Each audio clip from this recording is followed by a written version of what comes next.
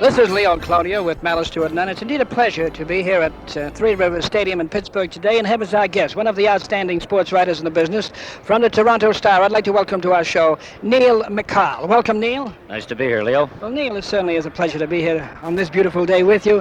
Neil, Toronto has been out of baseball since you lost your International League Ball Club. What is that, about 2 years ago? 1967 was the last year. Eddie Casco was the manager. And you know, Neil, there are teams changing, sites, franchises changing, and then there's probably another expansion coming. Montreal, or rather Toronto, is being talked about as a possible location. What do you think? Well, Leo, ever since I got to Baltimore last Thursday night, I think I've answered this question about 1,000,000 times. But right now, there's no doubt that Toronto is right at the top of everybody's list as a potential site because it has the biggest metropolitan area in the United States or Canada that isn't in professional baseball. It isn't going to compete with anybody else, either from a live market or from a television and radio market. So this is what makes it attractive. Unfortunately, we don't have a ballpark. They got in a great big terrible hurry to tear the other one down right after the 1967 season, or by 68. If they had stopped when they took the roof off and left the shell there, they probably could have had a ballpark that is comparable or better than Jerry Park in Montreal, at least as a temporary home until they build something new. But in the last couple days, there have been some other developments.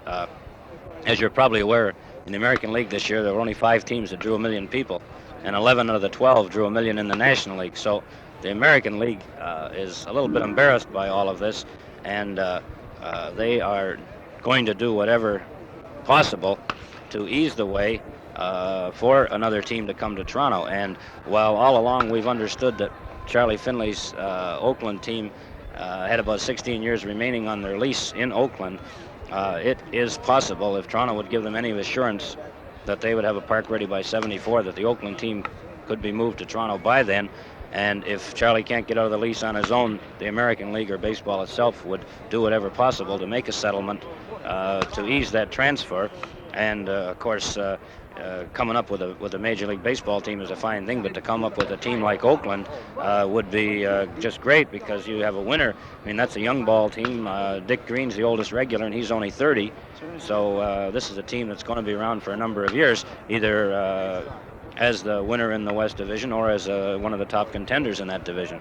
That's like getting a tailor-made suit compared to some other suit. Yeah, only finding it on the rack. That's so right.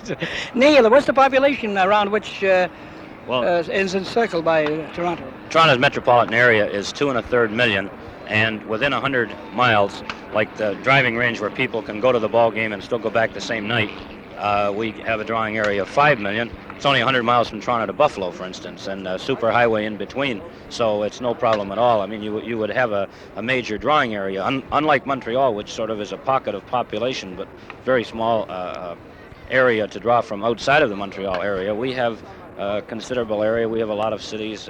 Hamilton is only 40 miles away, and it's 300,000.